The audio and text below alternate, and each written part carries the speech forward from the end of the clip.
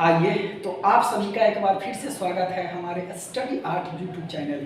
जैसे कि हमारा एक सीरीज चल रहा है जिसमें हम दिल्ली सल्तनत को लेकर के आगे बढ़ रहे हैं और उसका हमने एक ट्रिक बनाया था वंशों का, गुल खिले तो सांस लो, अर्थात गुलाम वंश, खिलजी वंश, तुगलक वंश, सैयद वंश, लोधी वंश। आज ये मेरा अंतिम वीडियो है, खास करके जो राजनीतिक इतिहास है वंशों का उसके रिगार्डिंग। आज हम पढ़ने वाले हैं लोधी वंश, जो कि 1451 से लेकर के 1526 तक अर्थात 75 वर्षों का इतिहास हम पढ़ने वाले हैं, जो कि दिल्ली को लेकर के शासन किया गया था, दिल्ली केंद्र में था। इस बात को जानने से पहले हम पीछे की ओर चलते हैं, अर्थात सैयद वंश का जो अंतिम शासक होता है अलाउद्दीन आलम शाह। अलाउद्दीन आलम शाह के काल में बहलोल लोधी का उदय होता है। अलाउद्दीन आलम शाह अलाउद्दीन आलम शाह के समय में बहलोल लोधी का उदय होता है।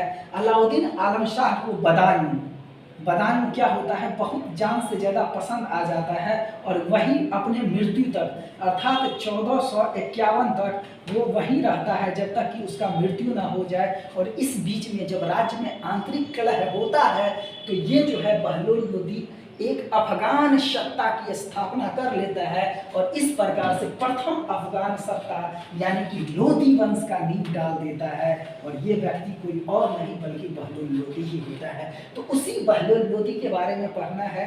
इसके अलावा उसका बेटा सिकंदर लोधी के बारे में पढ़ना है और उसके अलावा इब्राहिम लोधी के बारे में पढ़ना है। तो कुल मिलाकर के आज हम 75 वर्षों का इतिहास पढ़ने वाले हैं, जिसमें से 3 शासकों को आज हम स्टडी करने वाले हैं और इससे क्वेश्चन ठीक ठाक बन जाता है, खास करके सिकंदर लोधी को जो हम पढ़ेंगे तब। आइए सबसे पहले हम बात समझने की करते हैं कोशिश बहलोल लोधी के बारे में।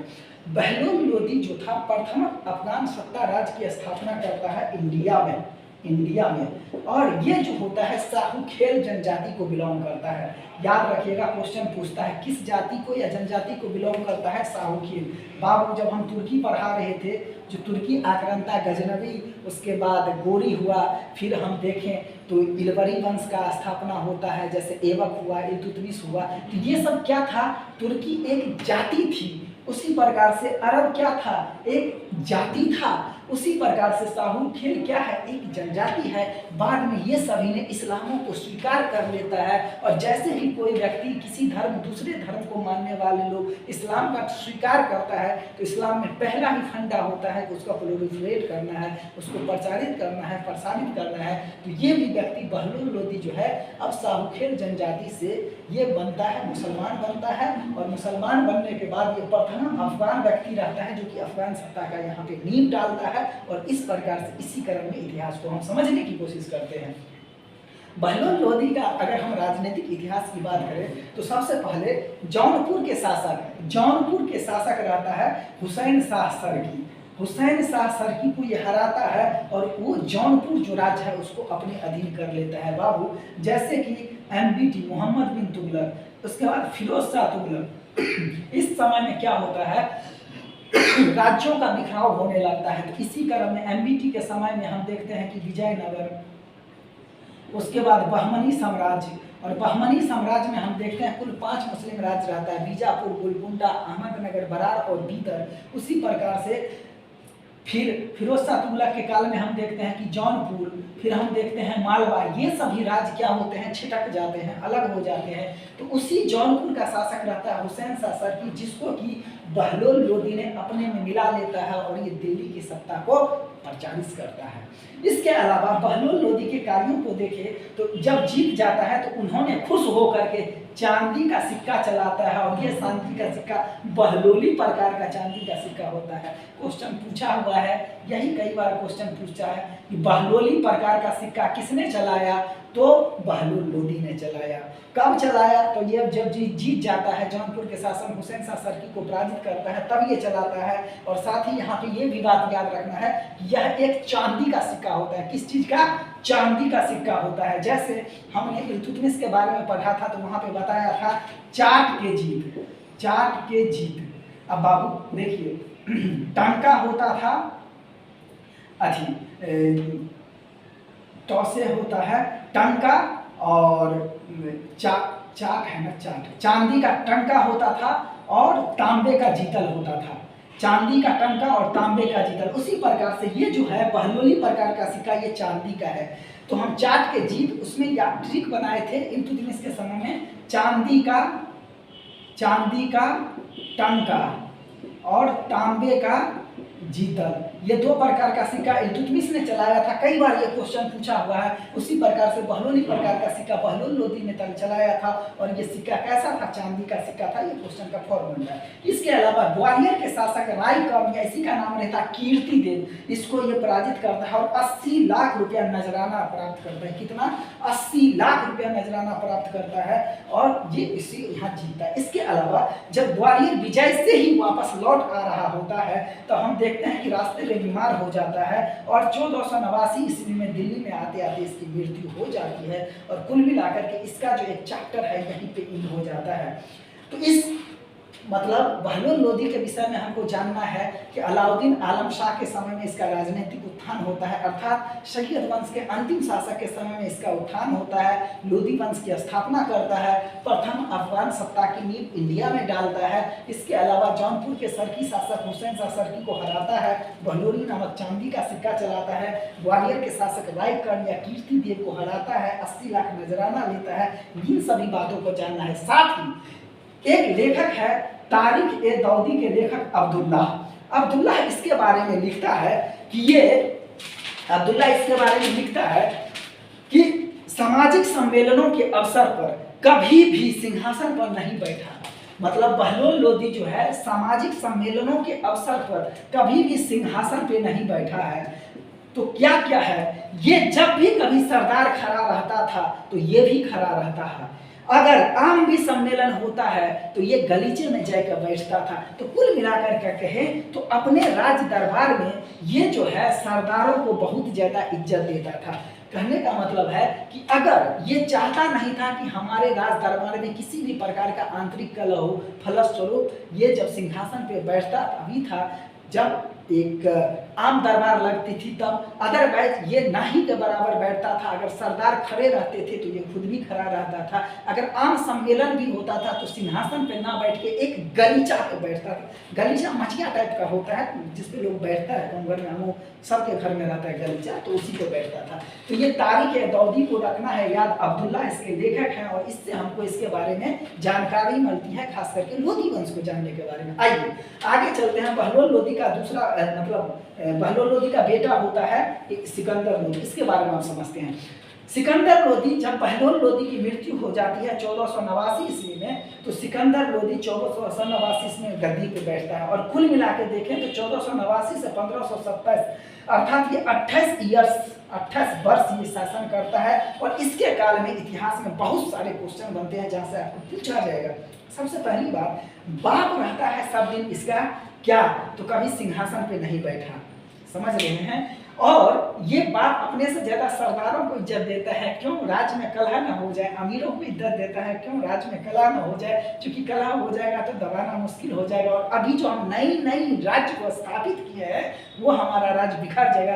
क्योंकि ये अलाउद्दीन आलम शाह के गैर मौजूदगी में सत्ता को हथियाया था और अफगान राज्य का निर्माण किया था। उसी प्रकार से ये हमेशा सरदारों को, अमीरों को ये इज्जत देता है। लेकिन इसके बेटा सिकंदर लोदी का हम बात करें तो ये 28 वर्ष के शासन काल में कभी भी इतना सरदार को इज्जत नहीं देता है। इसके बारे में इन्होंने एक अपना लोकोक्ति कहा है, इसका स्टेटमेंट है कि यदि मैं अपने गुलामों को भी पालकी में बैठा दूं ना, यदि मैं अपने गुलामों को भी पालकी में बैठा दूं ना, गुलामों को भी पालकी में बैठा दूं तो मेरे एक इशारे पे सरदार उसको कांधे पे उठा लेगा। ये था इसका इज्जत। कहने का मतलब सरदार में ये अपना भाई क्रिएट किया। क्यों? क्योंकि इन्होंने अफगानी राजत्व को त्याग करके सुल्तान की उपाधि लेता है और खुद को सुल्तान कहता है। बाबू, सुल्तान और बादशाह में कुछ अंतर होता है। हालांकि जैसे देखिए, बादशाह जो होता है वो क्या होता है, बादशाह या बादशाह एक ही मतलब होता है। खलीफा के खिलत को स्वीकार नहीं करता है, लेकिन सुल्तान जो होता है वो खलीफा के खिलत को स्वीकार करता होता है। लेकिन मोटा मोटी देखें तो ये अफगानी राजत्व को त्याग करके सुल्तान की जब पदवी लेता है तो खुद को स्वच्छंद शासक के रूप में काम करता है, ऑटोक्रेट शासक के रूप में ये काम करता है। अगर हम इसके व्यक्तिगत परिचय को देखें तो इसकी माता हिंदू रहती है, माँ एक हिंदू सरदारनी रहती है। इसके बावजूद भी इन्होंने हिंदू के प्रति कोई नरम रूप नहीं अपनाता है, ये असहिष्णुता की भाव को अपनाता है और हमेशा ये कट्टरता का बात करते रहता है। इसके अलावा जैसे हम बात करें इसका सिकंदर लोदी बचपन का, तो सिकंदर लोदी इसका पिता रहता है बहलोल लोदी। बहलोल लोदी को कुल 9 बेटा था। 9 बेटा में से 5वां बेटा जो था इसका नाम था निजाम खां। क्या था बाबू नाम? निजाम खां। निजाम खां ही, यही निजाम खां सिकंदर लोदी के उपनाम से गद्दी पे बैठता है और ये गद्दी पे बैठता है 1489 ईस्वी में। इस बात को याद रखिएगा। अर्थात सिकंदर लोदी जो होता है बचपन का नाम निजाम खां रहता है, अपने बाप का ये 5वां बेटा रहता है और निजाम खां 1489 ईस्वी में बाप जब मरता है तब ये सिकंदर लोदी की उपाधि लेकर के गद्दी पे बैठता है। बेसिक बात याद रखिएगा। चलिए आगे चलते हैं। और इन्होंने, जब हम इसके सैनिक अभियान की बात करें तो इन्होंने बनारस में लड़ाई लड़ता है और हराता है, हुसैन शाह को हराता है। इसके बाद बंगाल पे चढ़ाई करता है, बंगाल सहित ये बिहार को जीत लेता है। बिहार को जीत लेता है, साथ ही जब वापस आ रहा होता है बंगाल से तब तिरहुत को भी आक्रमण करके जीत लेता है। तिरहुत कहे तो आज के समय का खास करके मुजफ्फरपुर वाला इलाका, समस्तीपुर वाला इलाका, पश्चिमी और पूर्वी चंपारण, ये सभी इलाका तिरहुत के ही अंतर्गत आता है। इन क्षेत्र को भी जीत लेता है। हालांकि तिरहुत को जीतने वाला पहला व्यक्ति गयासुद्दीन तुगलक रहता है और वही तुगलक जो होता है गयासुद्दीन तुगलक, तुगलक वंश का पहला शासक जो कि मिथिला के शासक, कर्नाटक वंश के शासक रहते हैं हरि सिंह देव, उसको भी पराजित करता है, तिरहुत को भी पराजित करता है। तो इस प्रकार से देखें तो ये भी जो है सिकंदर लोदी तिरहुत पे आक्रमण करता है, इसको जीत लेता है। इसके बारे में जो बेसिक है, जहां से क्वेश्चन बनता है और भरपूर क्वेश्चन बनता है कि सिकंदर लोदी ने 1504 या 1506 ईस्वी में आगरा शहर की स्थापना किया। याद रखिएगा, भी है यही क्वेश्चन का फॉर्म होता है। 1504 या कहीं कहीं लिखा रहता है 1506। हम 1504 के पक्ष में ज़्यादा हैं, क्योंकि कई आंसर यहीं पे माना गया है 1504, लेकिन कहीं कहीं 6 भी लिखा है।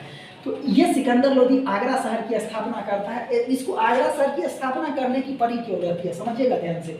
आगरा शहर जो होता है यहाँ से राजस्थान नजदीक होता है और राजस्थान में हम देखते हैं कि छोटे छोटे राजाओं बहुत बड़े पैमाना पे हैं और आगरे होते ही वो दिल्ली पे आक्रमण करते थे। तो ये चाहते थे कि वहीं पे क्यों ना हम इसको खत्म कर दें आक्रमण को, और वहीं अपना राजधानी बना लिया। आगरा शहर की स्थापना करवाया और उसको राजधानी बनाया ताकि उसकी सेना को आसानी से काउंट डाउन किया जा सके, उसको हराया जा सके। इसके अलावा इन्होंने राजधानी तो बना ही लिया, स्थापना आगरा शहर की कर ही लिया, साथ ही हम देखते हैं कि दोआब वाला जो क्षेत्र रहता है वहाँ पे क्षेत्र से ज़्यादा राजस्व की वसूली हो, इसके लिए भी आगरा को इन्होंने चुना था। तो 2 कारण था। पहला कि राजधानी वहाँ बनाया चूंकि सेना को वहाँ पे पराजित किया जा सके। दूसरा, दोआब वाले क्षेत्र था वहाँ पे, चूंकि गंगा और वहाँ पे और भी नदियाँ मिलती हैं, तो दोआब वाला क्षेत्र होने की वजह से वहाँ से राजस्व इकट्ठा ज़्यादा हो सके, एक ये भी कारण था। 2 कारण था। दोआब वाला क्षेत्र होने से राजस्व क्या होगा, ज़्यादा मिलेगा, एक ये भी कारण था। इसके अलावा भूमि माप के लिए इन्होंने गज ए सिकंदरी का विकास किया।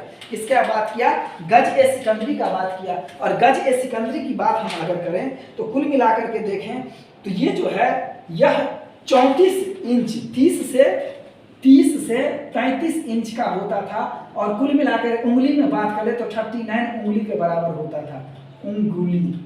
उंगली का होता था। तो गज ए सिकंदरी एक माप का साधन है जो कि 30 इंच से 33 इंच के बीच में होता था। साथ ही ये 39 उंगली के ये बराबर होता था। ऐसे ऐसे करेंगे तो ये माप है भूमि माप का गज ए सिकंदरी, इसका इन्होंने विकास किया। इसके अलावा मुहर्रम में तजिया निकालने की इन्होंने रोक लगाया। अब देखिएगा साथ ही कि महिलाओं को पीर के मज़ारों पर जाने से इन्होंने रोक देता है। इसके अलावा यमुना में स्नान करने पर बाल कटवाने पर रोक दिया। जैसे हिंदू धर्म में क्या होता है कि 13वीं होता है, जैसे किसी का पूर्वज मर जाता है तो 13 दिन पे क्या होता है, 11 दिन पे अमूमन बाल कटवाया जाता है और 13 दिन पे श्राद्ध क्रियाक्रम खत्म हो जाता है। तो 13वीं जब होता है, 11वीं जब होता है तो लोग बाल मुड़वा लेता है। तो ये कहा कि नहीं, ना तो यमुना में तुम नहाओ ना ही बाल कटवाओ, अर्थात ये कट्टरता का भाव यहाँ पे ले आया। इसके अलावा महिलाओं पीर के मजार पे जाने से रोका, मुहर्रम में तजिया निकलवाने से रोका, ये सब काम किया। फिर हम देखते हैं कि चूंकि ये फारसी का जानकार था, फारसी भाषा का जानकार था सिकंदर लोदी, तो इन्होंने गुलरुखी नाम से कविता लिखता था। किस नाम से? गुलरुखी नाम से। साथ ही संगीत के क्षेत्र में लज्जत ए सिकंदरी नामक ग्रंथ की रचना इसी के काल में होती है। आयुर्वेद ग्रंथ पर फहरंग ए सिकंदरी की रचना भी इसी के काल में होती है। इसका वजीर रहता है मियाँ भुआ। क्या नाम रहता है? मियाँ भुआ। मियाँ भुआ भी एक अच्छा खासा जानकार रहता है और आयुर्वेद ग्रंथ की रचना तिब्बत ए सिकंदरी के नाम से करता है, जो कि आयुर्वेद को लिखा गया एक ग्रंथ है। इसके अलावा 1517 में बीमारी के कारण ये मौत के हत्थे चढ़ जाते हैं। तो सिकंदर लोदी से हमको जो क्वेश्चन पूछेगा, सबसे पहली बात कि अफगानी राजत्व को त्याग करके सुल्तान की उपाधि लेता है। इसके अलावा अहिंसुकता की नीति को अपनाता है। इसके अलावा बंगाल और बिहार तक के क्षेत्र को जीतता है। तिरहुत पर भी आक्रमण करके जीत लेता है। साथ ही आगरा शहर का स्थापना 1504 में करवाता है। दो कारण, एक तो राजधानी में उपद्रव ना हो, जो राजपूत राजा है वहीं पे रोका जाए, साथ ही दुआ में कर वृद्धि करेंगे, राजस्व जयराम को वसूली होगा। भूमि माप के लिए गज ए सिकंदरी का विकास किया, जो कि 30 से 33 इंच के बराबर होता था और ये 39 उंगली के बराबर होता था। मुहर्रम में तजिया निकालने पर इन्होंने रोक दिया। महिलाओं को पीर के मजारों पर जाने से रोका। यमुना में स्नान करने और बाल कटवाने पर हिंदुओं को रोका।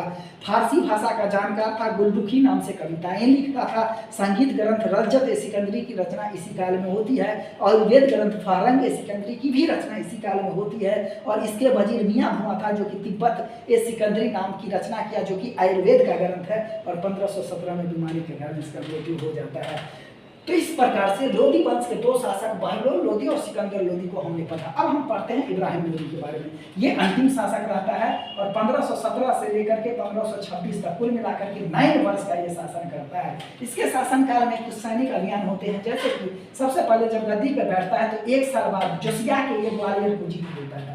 जैसे कि हमने कहा कि एमपी में जैसे जौनपुर, मालवा ये सब अलग हो जाता है, तो ये ग्वालियर मालवा जो वाला इलाका जो होता है उस ग्वालियर को ये जीत लेता है। कौन? इब्राहिम लोदी। जीतने के बाद इसका जोश ठंडा नहीं होता है और क्या करता है, उग्र रूप धारण कर लेता है और ये एकदम जोशिया करके नहीं बोलते हैं, पूरा फॉर्म में आ जाता है और ये मेवाड़ पर आक्रमण कर देता है। मेवाड़ उस समय में बहुत शक्तिशाली राजस्थान का राजपूत राज्य होता है और मेवाड़ पर जैसे ही आक्रमण करता है उस समय रहता है राणा सांगा। राणा सांगा वहाँ का शासक रहता है, बहुत ही ताकतवर, बहुत ही ज़्यादा सुलझे हुए इंसान, बहुत शक्तिशाली शासक रहता है राणा सांगा। राणा सांगा पे आक्रमण करता है और वहीं होता है खोताली का युद्ध 1519 ईस्वी में। कई बार ये क्वेश्चन पूछा है तो आप लोग स्पेशली याद रखिएगा। खोताली का युद्ध होता है और इस खोताली के युद्ध में राणा सांगा जो है इस इब्राहिम लोदी को हराता है, हार जाता है। इब्राहिम लोदी हार जाता है और राणा सांगा ये जीत जाता है। जीत के बाद राणा सांगा शांति से बैठ जाता है, लेकिन इब्राहिम लोदी को चूल पकड़ लेता है, बहुत ज़्यादा आग लग जाता है अंदर में। फिर 1 साल के बाद धौलपुर के निकट युद्ध करता है। धौलपुर एक गाँव का नाम है, उसी के आसपास ये युद्ध करता है। इस युद्ध में क्या होता है, राणा सांगा जो है ये हार जाता है और इब्राहिम लोदी जो है जीत जाता है। अब राणा सांगा जब हार जाएगा तो बैठा नहीं रहेगा। इन्होंने एक गुट का निर्माण करने लगता है। राणा सांगा और इब्राहिम लोदी का चाचा आलम खान और साथ ही लाहौर का एक राजपाल रहता है दौलत खान, ये तीनों मिलकर के एक गुट तैयार करता है। और उधर मतलब ईरान में रहता है उस समय फरगना का शासक रहता है बाबर, वेरी यंग एज का, 26-27 का उम्र रहता है बाबर का। उसको इन्विटेशन भेजता है कि आओ लूटो, अर्थात जिस प्रकार से गजनबी ने लूटा, गोरी ने लूटा, तू भी आओ और इसको लूटो। तैमूर ने लूटा, मंगोल ने लूटा, सब लूटा, लूटो। अब इसी क्रम में क्या होता है, बाबर चूंकि उस समय में उज्बेक से उसकी लड़ाई होती रहती है, फरगना में राज्य उसका स्थापित हुआ नहीं रहता है, ये भी बेचारा बाबर ताक में रहता है और इंडिया में इसका यहाँ पे स्वागत होता है। बाबर जो है एकदम फरगना से यहाँ आता है, लड़ाई करता है और हो जाता है पानीपत की पहली लड़ाई, पानीपत की फर्स्ट लड़ाई इब्राहिम वर्सेस बाबर, और बाबर इसमें जीत जाता है। और जीतने के बाद फिर स्थापित हो जाता है मुगल वंश। उसका कई लड़ाई है, जैसे सबसे पहले रहता है पानीपत की पहली लड़ाई, फिर खानवा की लड़ाई, फिर चंदेरी और फिर घाघरा। 4 लड़ाई बाबर लेता है भारत में, चारों का चारों जीत जाता है, मुगल वंश की स्थापना हो जाती है। तो मुगल वंश हम अभी बाद में पढ़ेंगे। तो फिलहाल इस प्रकार से जो हमारा लोधी वंश का शासन काल था 51 से 26 कुल 75 वर्षों के इतिहास को हमने देखा। और इस प्रकार से अगर आप पढ़ते हैं तो यकीन मानिए एग्जाम बहुत ही ईजिली तरीका से निकल जाएगा। कोई ऐसा बात नहीं है कि ये हमारा जो यूट्यूब पे वीडियो जा रहा है इसको पढ़ के आपको नहीं होने वाला है। जो हम बात है वो कर देते हैं। यहाँ पे आपको दिखने में थोड़ा दिक्कत होगा, तो नो डाउट ये एक स्टेटमेंट है, ये स्टेटमेंट है, नहीं भी जानेगा तो कोई मतलब नहीं है। ये कहता है कि यदि मैं अपने गुलामों को भी पालकी पे बैठा दूं तो मेरे एक इशारे पे सरदार जो है उसको कंधा पे उठा लेगा। ये कहता है सिकंदर लोधी। इसका मतलब ये होता है कि सिकंदर लोधी का एक दबदबा रहता है सरदारों के ऊपर, ये है। इसके अलावा दिल के ज़्यादा नहीं लेना है, इससे कोई मतलब नहीं है। तो स्टे ट्यून, स्टडी आर्ट। मिलते हैं फिर कल नेक्स्ट वीडियो में। आज के लिए इतना ही। Stay tune, study art.